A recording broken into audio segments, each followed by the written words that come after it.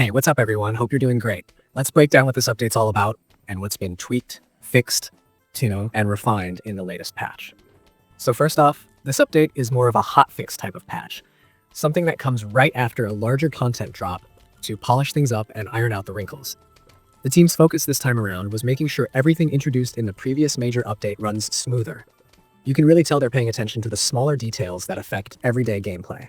One of the main highlights is the fix for the cloud cover achievement, which a bunch of players have been reporting as bugged.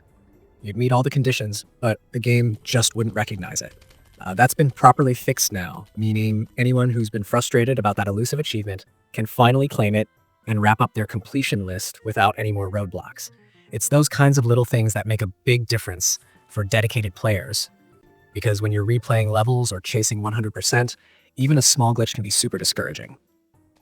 This update doesn't bring in new plants, zombies, or modes, but what it does deliver is stability and polish, things that keep the whole experience feeling tight and reliable.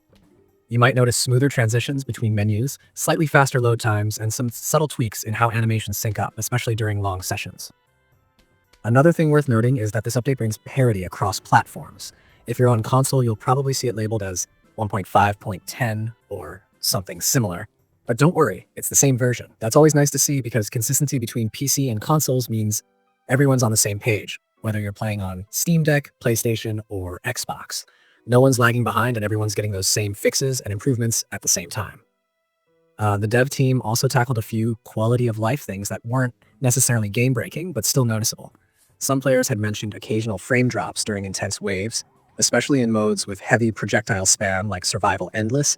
And while the notes don't list major performance overhauls, users have reported smoother gameplay overall since updating. That kind of under-the-hood optimization tends to fly under the radar, but when you feel the difference mid-round, it's clear they've been tuning the engine a bit.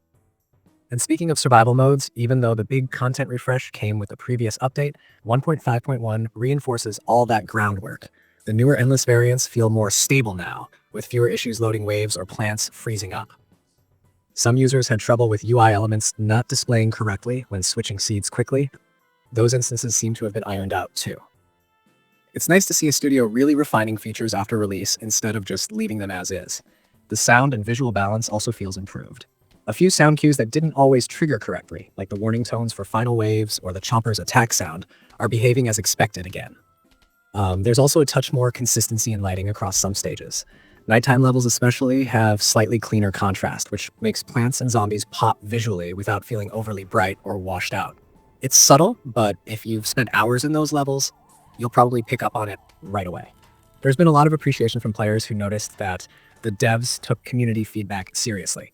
When the last major patch dropped, the forums and Steam discussions filled up with detailed posts about bugs, and within a short time, here comes this fix addressing many of those same issues. That kind of quick turnaround really builds confidence. It shows that the team isn't just pushing content, they're maintaining it with care. Even though this update doesn't have flashy new content, it's still one of those necessary refreshes that keep a game feeling healthy. Sometimes the best patches aren't the ones that add new stuff, but the ones that make the old stuff shine again.